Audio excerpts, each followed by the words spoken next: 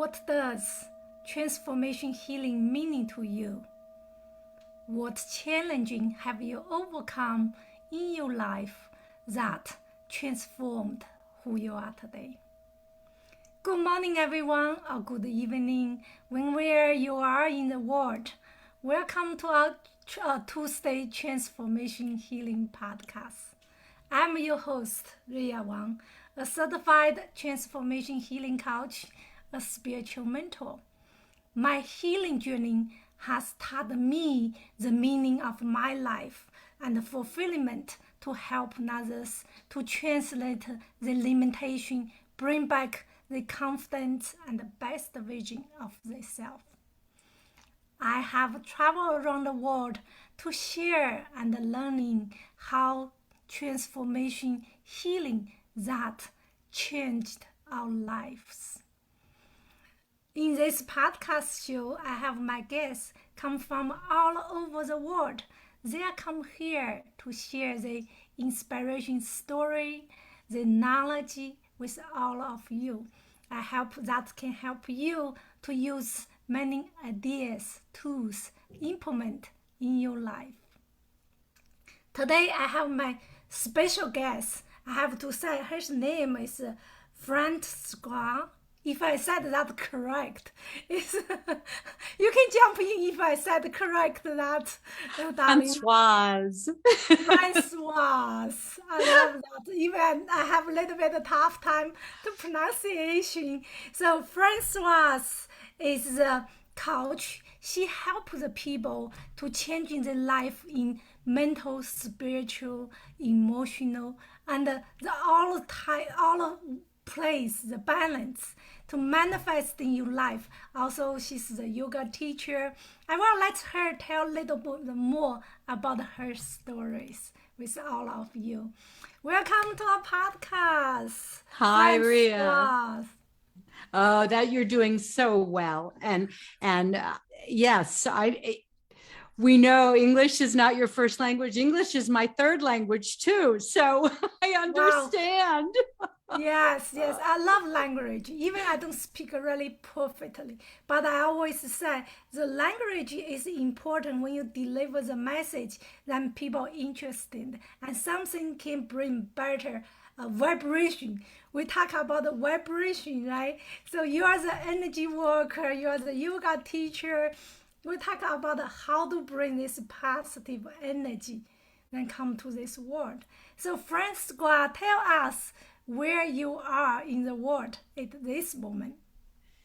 Well, physically in the world, I'm in Colorado, and emotionally and spiritually, I'm redefining myself and always transforming. I just a couple of weeks ago came upon a quote that I feel is truly my life path, the paradigm for the work that I do with others. And it's from Naomi Judd, who is no longer with us in the physical form. And she said, I quote, "If you do not transform trauma, you transfer it." And I will repeat that. If one does not transform trauma, and we all coming to earth have had degrees of trauma, some of us tremendous trauma in childhood, some of us later in life. But if we do not transform trauma, we transfer it. And it takes great courage to transform trauma and the triggers that happen. But I really believe that this is a time on earth where that paradigm is more important than ever. Because not only do we have, climate change and we have toxicity, but it is that emotional, mental toxicity that we each can have power in changing, transforming, and then bringing the joy and the peace and the beauty that we all desire. We That all is have that in common. powerful. Thank you for sharing. Very powerful. I just love what you said. When most time I ask my guests where you come from, then most people talk about where they are, physically. I just love what you said. My physically in here, then my spiritually in somewhere, and with that beautiful quote. Thank you so much for sharing that. I just feel have a little bit of goosebump, that energy flow. So tell us a little bit, Francisco. In this podcast show, we talk about the transformation healing. You just have this code about the transformation. So what is the challenge have you overcome in your life that transformed who you are today? So the stories you brought then to share with us. Well, and it's interesting because right before our podcast, I told you that I was listening just haphazardly, which I love. It just seemed to come on my phone. Oprah, and as we all know, she's been through her stories too that have helped to transform who she is and evolve who she is in her work. So we all do have a story, and I think what's important about our story is not what or why, but then what happens afterwards? What do we do with it? How has it inspired us? So I was born in Europe to all Holocaust survivors. And I didn't really know what that meant because we came to America and I was 3 and then I was 5. We kept going back. And then at 7, my father, who was French, did not want to stay in America. And apparently he was ready to move our entire family to Nice. And my mother found out he was cheating and she ended up in the mental hospital. And I never saw my father again until I was older, until I was an adult. And that was a very, very traumatic time. And then my mother met my stepfather shortly thereafter, who was an Auschwitz Holocaust survivor and who became my biggest perpetrator. He emotionally and sexually abused me from the age of 9 to 16. And what's important about this, and I always felt different. At the age of 5, I was in America, and I remember being so empathic. I was always this very psychic, empathic little girl. I would take on the feelings of everybody around me, and I didn't know what that was. I just thought it was me. But at the age of 5, I somehow knew who I was. I knew that I was on earth to serve through my creativity. I don't know how I knew this, but I did. And then my childhood sort of took me in all kinds of directions, but I never forgot that. And at 16, I remember when my stepfather was thrown out of the house, I remember really being instigated and inspired by this question of what in people's history that is traumatic creates them becoming just like their perpetrators, and what is it about some people who become these extraordinary great icons like Alice Hurt Summers or Nelson Mandela or Viktor Frankl or Edith Eva Eger, all who have gone through the most extraordinary challenge and trauma and become these beautiful beings who serve the world. So for me, that became a question that I really unfolded. And throughout my life, I became an artist, and then I wanted to become a psychologist. And then I realized I discovered dance at 21, and I decided, wow, what a perfect marriage. I could become a dance therapist. I could serve the world through my creativity. And then my life unfolded. I became very interested in yoga. Even at the age of 16, I got very involved in meditation and yoga and worked with, at one point, I had to really recover from my sexual and emotional trauma. And so I became very involved in that recovery and then started working with thousands of sexual abuse survivors, doing my work with movement that I pioneered, Movement for the Mind. and discovered the alpha brainwave and started working with people in all kinds of new ways, and have continued to unfold this work, working with educators, working with people of every walk of life, and allowing them the ability to become the best that they can be, and to facilitate and navigate a path through their own darkness. That is profound story. Thank you for sharing. That is beautiful. Wow. That is, I can't imagine how you go through so many tough time, transformed yourself. Become today, you come here to share your story, then you are so bright. I know how much is the work take about the healing, because many of us come to this world. Some of us probably is unfortunately grew up with the toxic environment, then many of the people, they even don't know when they had experienced that trauma, they didn't know how to release. Even they know that it's not good in their body, they will be storing somewhere, but they don't know how to release. So here you are, you can help teaching the people, use the movement, use many different tools. They really have so many tools can help us to transform ourselves. I always tell my audience, if you start seeking, you will be always find it. The main thing is a lot of the people, they go through the trauma, they feel hurt, then they closed, they put everything in the box, then they just say, oh, I'm fine. They ignore that. That is not a healthy way to live. You need to open your box, go through the pain. I think the pain, the challenging, is to think about that will be help us grow stronger, then grow the bigger, then grow stronger, go through that challenge. That is how we transformed. So true. And it is a process. So there are a couple of things for me. The last 3 years were probably the darkest time that I've ever been through. And it was COVID, because it brought up things that I thought I'd already healed. I thought I'd already done the work.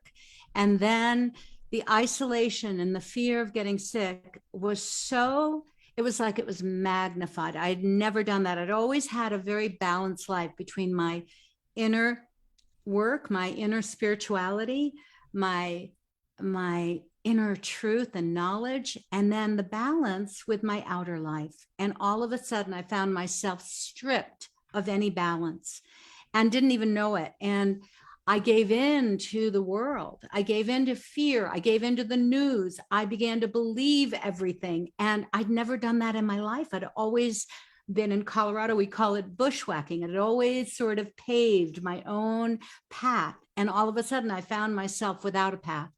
So I think what's really true, Ria, is that, this transformation is not something we do once. It is an unraveling. I know the great yogis always talk about it as peeling the onion, and I know in all traditions all over the world, you have that infinity sign, and then you have, the sign of where it spirals inside. And I think that's something that's really important, to have that sense and acceptance. And out of that, I created a 4-step process that I call, no grit, no pearl, to be able to really look at how to move through that, because that's really important. I think the reason people don't transform, and the people that don't do this deep work, is because they're scared. They're scared of the darkness. They don't want to feel the pain. But the more, like you just said, the more that we try to escape the pain, the more that it's right there. Absolutely. Even this morning, I was talking with one of my clients. She said for 20 years, she just don't want to look at that pain, keep putting there until today. Then she have a panic attack. She go to all of this. The pain, if that happens, it's just like the own. If you keep live there, that's always owning. Like you said, transformation healing is not just one-time work. I always say, you say it's the ending, peel the ending. I always say it's layers of the emotion, layers of the healing, layers of the continued practice. Every day you implement the things that's how to help you lift up. Even you go through the lower time. I have clients call me, say, oh, I feel really low. I don't know why. A few days ago I was all energy, wake up, and now I feel so low. I don't know what I do. I said that is normal. Just our life. We reason, then we pass, and then you have higher emotion, then you have low. But more important, I always tell people, when you're in the low, don't fight. That is your body give you the signal. You need taking care. You need nature and rest. Then get next higher, go up. Right? When you fight, say, well, I'm low, then you start judging, you start go to more deeper, then you start trapped in that lower energy. So that is layers of how do we healing. We are excited to hear what is your full key about that. How do you transform that? I think is thank you for talking about that, Françoise. A lot of people, even I myself, we're doing practice every day, but sometimes we still, like you said, the COVID, the Iceland, the people still go through with that up and down. So how do you help the people in the tough time? That's the key. We want to hear. Share with us, please.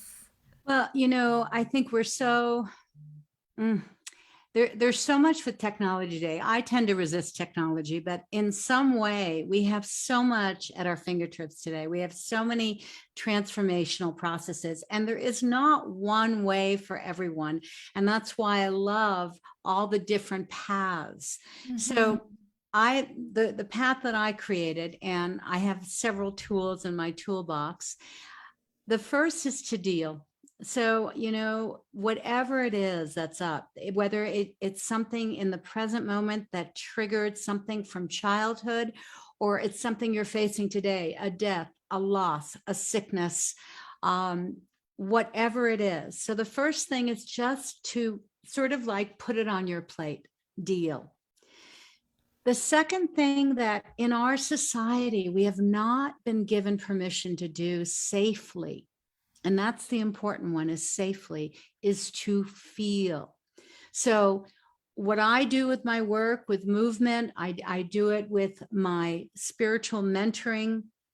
I use yoga, I use meditation, but with movement, I help people move into the alpha brainwave state where they can access the trauma or the pain and the feelings without reliving them, but they give the feelings a platform to express, so that, like you said, when you hold the feelings in, it's like a child in a tantrum. They will just explode. But if you allow it to be expressed in a safe way, and what we know now with neuroscience and with all of the research is that all healing does not happen in the beta brainwave state. That's why often just affirmations or just talk therapy does not work, because you're not. So the mind is the platform for our thoughts, right? And the body is the vehicle for our feelings. So when I work with people through the nonverbal state with movement, and I teach them everything so that you don't have to be a dancer, you don't even have to have full mobility in your body. I allow them a platform to express their feelings safely. So that's the second step. The third step then is to heal, is to realize the thoughts, the feelings that kept you tied to your pain, tied to your trauma, tied to the triggers. And in that healing, you transform them. And then the last state is to reveal the truth of who you are. And I believe in that fourth state, all the great beings who have gone through transformation then can serve in their own unique way. whether it's becoming president like Nelson Mandela of the country that imprisoned you, or it is like Alice Hertz Summers, who at 110 was the oldest living Holocaust survivor and played music for 100 years, 100 years of practicing the piano. Can you imagine that? God, yeah. And her essence, just people who would interview her felt this extraordinary being. So whether you are working with thousands of people, or you're just alive with your family, or you just with your friends, or whatever, that fourth state then allows you to live in the world and to contribute. And I really believe that that's what we need on earth today. The most important thing is to heal our traumas and then to share in what we all know we want, which is love, which is harmony, which is peace. I'm going to share one more thing. So I saw this on a bumper sticker yesterday, and it said, if we would only all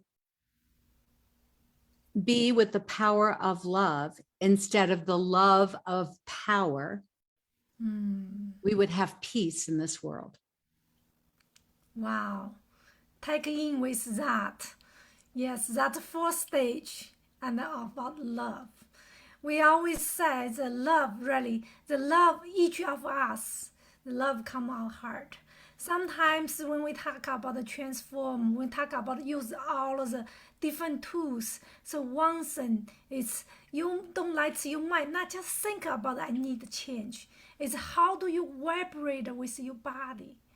That's how you shift. How do you living? How do your energy splint? How do you, when people talk to you, how do they feel? That is the vibration. How do you shift? Yes. That is beautiful. Thank you for sharing, Françoise. I just love practice your names, Françoise. Feel I'm like in the French already. France already. Beautiful, beautiful. So thank you for bringing this story, have vulnerability, have inspiration, and this fourth stage is a tool how to help you transform. That's such beautiful the gift you brought in here. So before you have this so many amazing tools and you have this knowledge, if people want to find you, darling, what is the best way they can find you? I know we already have all of the information in this podcast if someone watches this, but still, maybe you can tell us a little bit more about how people can really find you with the easy way. Thank you. So I have a book, Movement for the Mind, Dance That Awakens Healing, Inspiration, and Wisdom. I also have 2 CDs, Redress Your Stress, which has guided visualization and guided meditation and breathing and relaxation, and also Movement for the Mind, which is the CD that goes with this, which will teach you how to do the work. And people can book with me. They can find me on my website, and all my information is on there of all the courses I teach. I teach educators as well, graduate credits for salary enhancement and recertification through 2 universities. And I do all this work for educators so that they can impart this knowledge and also this understanding in their classroom, which I think is so important, also with creativity and wellness and understanding the mind and dissolving stress. So people can find me on www.bodyminddynamics.org. And it's body, mind, with a D, and then dynamics with another D and the S.org. And you can contact me directly through that. I like talking to people, and I will offer anyone on this podcast a 15-minute consultation with me to see what their next step is. Is it a reading? Is it a one-on-one session?